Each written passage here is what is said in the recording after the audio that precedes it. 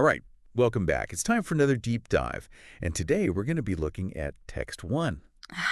Yeah. So if you're getting ready for that master's entrance exam, Yeah. and maybe feeling like, oh, my English could be a little bit stronger, this is really for you because we're going to break it down. I mean, really break it down sentence by sentence, word by word, so that you can get a really, really strong grasp. Yeah, the whole idea here is, for this deep dive, is to help you build confidence. Yeah. So you can tackle these kinds of questions. Right. And, maybe your English isn't as strong as you want it to be. Yeah. But that's okay, because we're going to go through it really slowly and make sure you understand every step of the way. Okay, so Text1, it's about the American middle class and how their finances, their financial situation has changed over, I would say, about the last generation. You got it. And the main idea is that this group of people used to feel very secure if they worked hard. It's like the American dream. But now things are a lot less certain. And I think the author uses the word risk a lot. Yeah, there's a lot more risk. Right. So it's kind of like the ground isn't as solid as it used to be, Right. It's a bit shaky. It's a bit shaky, yeah. Like the author's painting this picture of like how things have really shifted, from a time when hard work seemed like it equaled security to now where, like you said, things are much more uncertain. Right. There's a sense of vulnerability now. Yeah. Yeah, exactly. Like even small things, a little hiccup in your finances can really throw things off. Yeah. It's not as stable. No, what I really liked about this article is how it's put together. It's very logical. It's nice. Yeah. So it starts off by basically saying, okay, here's the problem, right? Yeah. This is the main idea. Sets it right up. This is what we're talking about. Yeah. The American middle class is facing all this financial uncertainty. And then every paragraph after that really digs into the why. It gives you the different reasons. Gives you the reasons. Like pieces of a puzzle. Yeah. That all fit together. It's like peeling back the layers of an onion. Yeah. Like each paragraph is like, okay, here's another reason why they're facing all this risk. Right. And they cover a lot. Yeah. There's more mothers who are working, right? Which changes the whole dynamic. The whole family economics change. Right. And then retirement, it's not like it used to be. Yeah. How retirement works, all that's different. And there's healthcare costs. Which, let's be honest, those are always going up. Right. So that's a big one. And then even the population getting older. Yeah. It all plays into this. Demographics. Yeah. That plays a role too. So it's really well structured. And then at the very end, the author kind of brings it all together. Yeah, sums it all up. Says, okay, this is how the middle class feels about it. Right. And this is maybe what could happen next. Kind of hints at the consequences.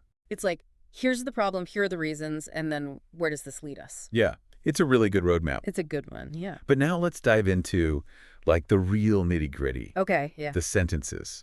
Because I think that's where it can get a little, I don't know, maybe even scary for some people. Overwhelming, right. Yeah, so let's look at the very first sentence, like right out of the gate. All right, let's do it. During the past generation, the American middle-class family that once could count on hard work and fair play to keep itself financially secure has been transformed by economic risk and new realities. That's a mouthful. It is a mouthful. So if we were to take out all the extra stuff, what's the real core of that sentence? Okay, so the bare bones, right. It's basically saying the American middle-class family has been transformed. Yeah. That's like the subject, the family, and what happened to them, they were transformed. Right, so it's family have been transformed. Exactly. And then all those other words are just adding detail. They're the details. Yeah. Giving us more information. It's like, when did this happen? Yeah. Which specific family are we talking about? And what caused this transformation? Okay, so during the past generation, that's just telling us when this happened. Yep. Setting the time frame. Okay, but then there's this part in the middle, and I know this can be tricky, where it says that once could count on hard work and fair play to keep itself financially secure. Right. What's that doing there? Okay, so think of that part as it's describing that family, right? The American middle-class family. Yeah. But it's the kind of family that in the past they believed that if they worked hard, if they played by the rules, they would be financially secure. They could count on it. They could count on it, yeah. It was a given. And count on really means to depend on or trust. Yeah, like, they could rely on that. Yeah. But it's like, now that's not so sure anymore, right? That's the whole point. That's what the author's getting at. So you have what they used to be able to do depend on hard work for security. Yeah. And then what happened to them? And what happened? They've been transformed by economic risk and new realities. Exactly, that last part, that's the cause, right? Yeah. It's like these new economic risks and realities have kind of shaken things up. Yeah, they've changed the game. They've changed the game, yeah. And it's interesting, thinking about how this might be said in Chinese, it wouldn't be exactly the same. No. Like that part about counting on hard work, Yeah. in Chinese, it might be a whole separate sentence almost. Yeah, yeah, or like a clause that really emphasizes, this was how it was before things changed. Right, and the cause and effect. Yeah. The risk leading to the transformation, it might be made really clear with, conjunctions or something. Yeah, making that connection more explicit. Right, because in English, it's kind of packed all in there. It's subtle, but it's there. Let's move on to that second sentence in the first paragraph. Okay. Which is, now a pink slip, a bad diagnosis, or a disappearing spouse can reduce a family from solidly middle class to newly poor in a few months. Okay, that one's pretty impactful. It is. And it's even shorter, right? Yeah. But it still packs a punch. Yeah. So what are the main pieces of this sentence? All right, so you've got that list, right? A pink slip, a bad diagnosis, or a disappearing spouse. That's like your subject, the things that can cause something to happen. Right. And the action, the verb, is can reduce. So these things have the power to reduce a family's financial status. From what to what? From being solidly middle class, like they were comfortable, stable, to newly poor, like suddenly finding themselves struggling. Yeah, and then it says in a few months. Right, that's the scary part, how quickly it can all change. Right, it's like boom, all of a sudden. Yeah, it's not a slow process. Now let's talk about some of the vocabulary, because that's also important. Pink slip, that's a very American way. It is, yeah. Of say you lost your job.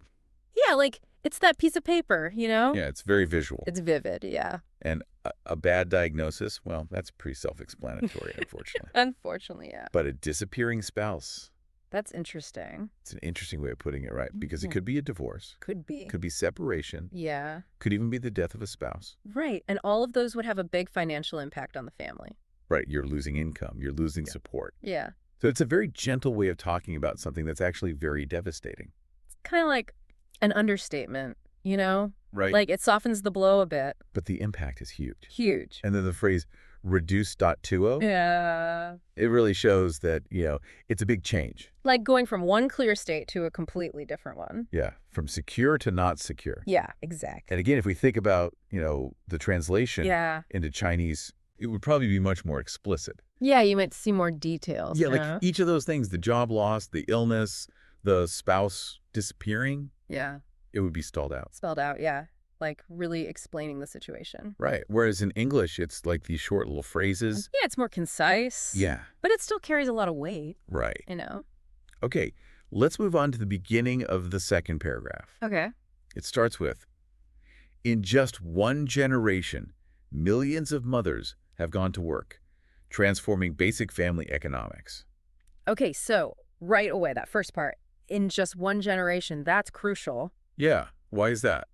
Because it emphasizes how fast this has all happened. Yeah. It's not like this gradual thing, over a really long time. Right. This has been a really quick shift. One generation. Yeah. And then it says, millions of mothers have gone to work. Right. That's the big change. Right. Yeah, that's the action. Yeah. And what's the result of that? Well, it's that last part, transforming basic family economics. So it's not just, more women are working. No, it's much bigger than that. It's changed everything. It's a fundamental change. Yeah, about how families deal with their money. Right. It's not just a little adjustment. It's a whole different ballgame. Okay, the next sentence is a little longer. Scholars, policymakers, and critics of all stripes had debated the social implications of these changes, but few have looked at the side effect. Family risk has risen as well. Okay, so let's break that down. Okay, who are we talking about in the first part? So we've got scholars, right? Those are the academics, the researchers, Okay.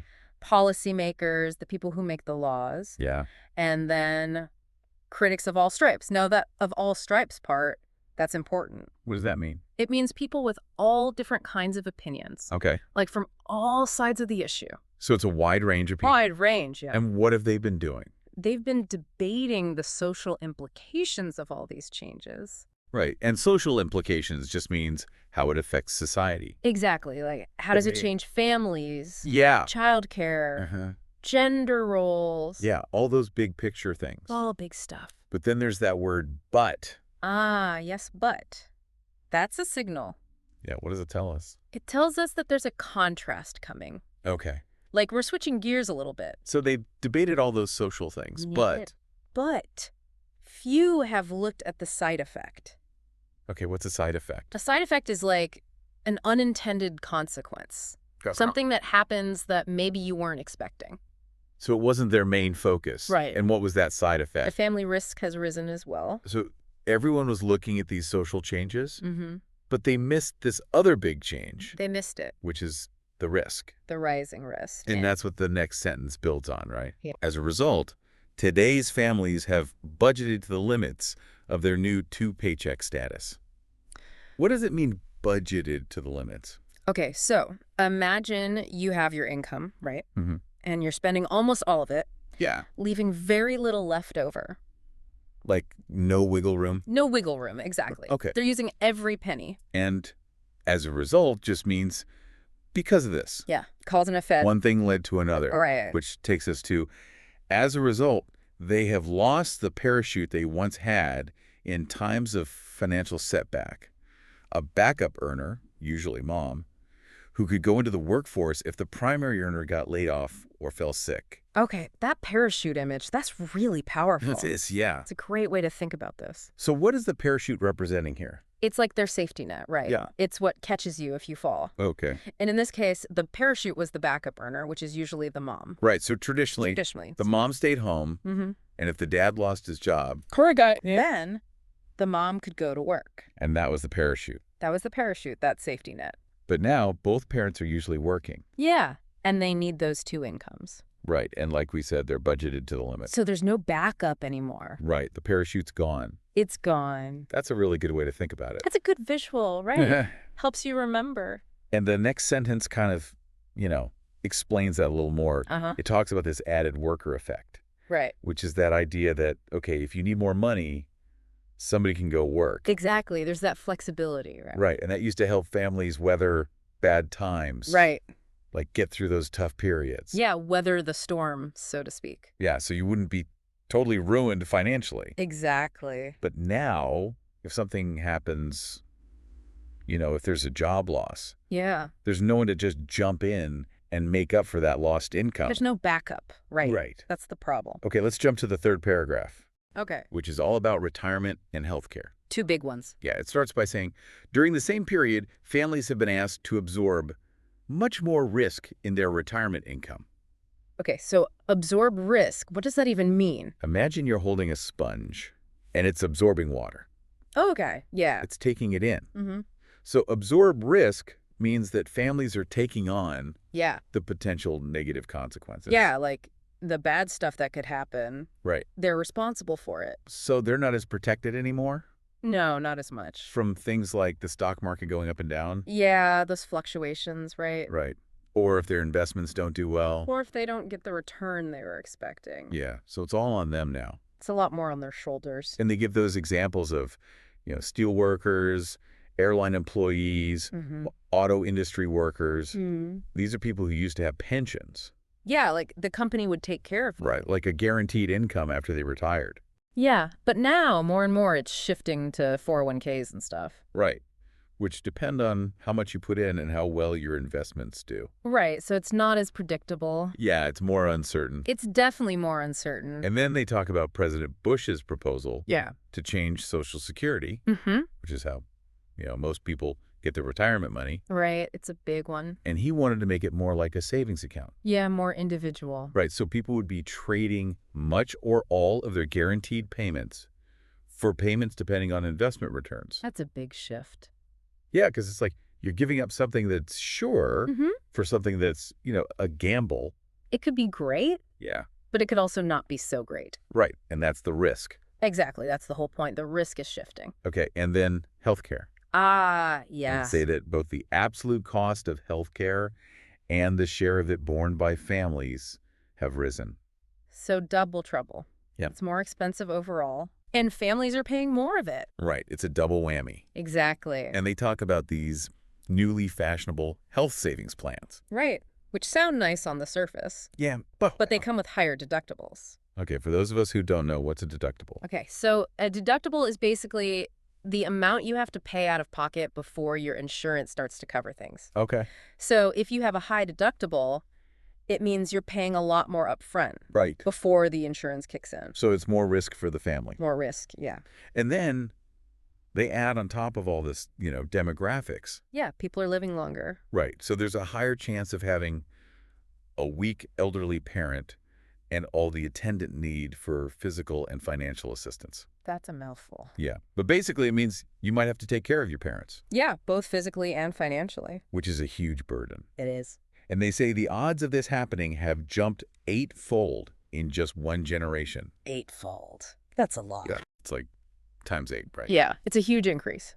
So by the time we get to the last paragraph, it makes sense why the author says, from the middle-class perspective, all of this looks far less like an opportunity to exercise more financial responsibility and a good deal more like a frightening acceleration of the wholesale shift of financial risk onto their already overburdened shoulders. Right. They're already carrying so much. Yeah, and overburdened shoulders, it's like a visual image, right? Yeah, like they're weighed down. Yeah, by all this pressure. By all the risks. And then that very last part is kind of like a warning, I think. Yeah, it's ominous, right? It says, the financial fallout has begun, and the political fallout may not be far behind. So, there are going to be consequences, both financially and politically. And fallout just means the negative effects, the bad things that happen because of this. Yeah, the aftermath. Okay, let's shift gears a bit and talk about some of the vocabulary and expressions. Yeah, good idea. Because I know that can be a real challenge, especially if, you're still working on your English. Especially with a text like this. There are some tricky ones. Yeah, we already talked about a few, like pink slip and count on. Yeah. What are some others that you think people might find difficult?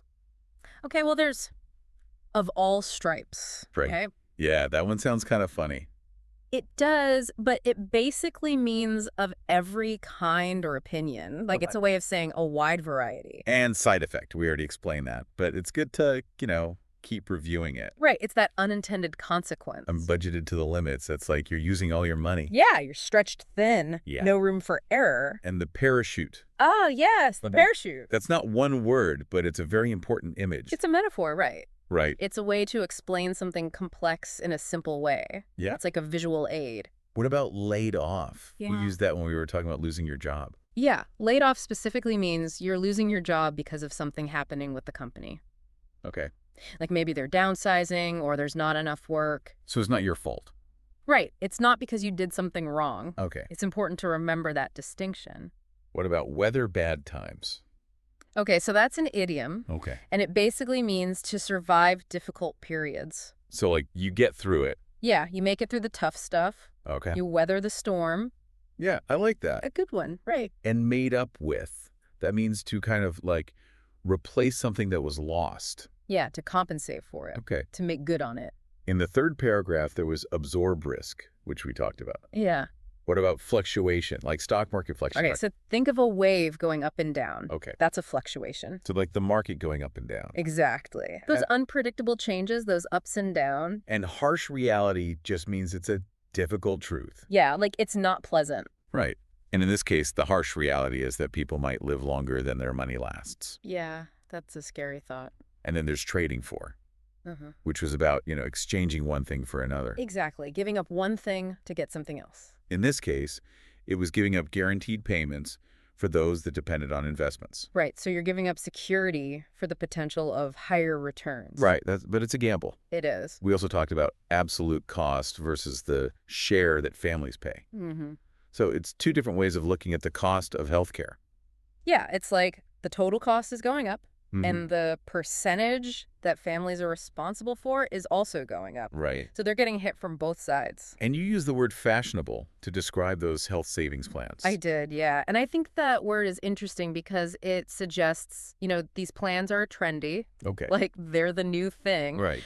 But it also kind of implies that maybe they're not the best solution for everyone. Yeah, maybe they're popular because they're being pushed, but not necessarily because they're good. Exactly. It adds a bit of nuance. And deductibles, we explained that it's how much you pay before the insurance starts to help. Right. And then dose of risk. There's just another way of saying, there's more uncertainty. Yeah, it's like another layer of risk. Okay. In the last paragraph, there's the word understandably. Yeah. Why did the author use that word there? Okay, so understandably means it makes sense, right? Okay. And the author is saying that it's understandable why the middle class feels the way they do. Which is what?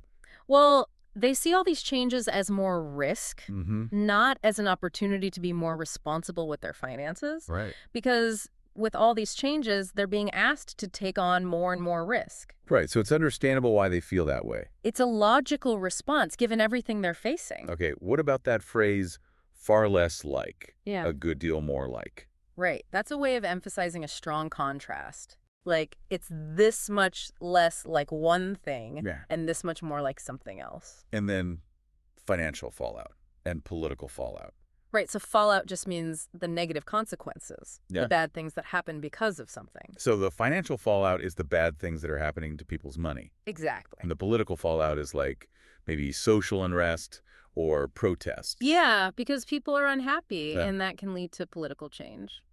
Okay, let's switch gears again and talk about those comprehension questions. Okay, yeah. Because this is what people are really worried about for the exam. Right, how to answer the questions correctly. Yeah. So let's look at some examples. Okay, so the first one says, today's double-income families are at greater financial risk in that. Okay, so right away, we know we need to find the part of the text that talks about double-income families. Right, which is where... That was mainly in the second paragraph, remember? Yeah. Where we talked about the loss of the parachute and the added worker effect. So the question is why they're at greater risk. Exactly. And let's look at the options. Option A says, the safety.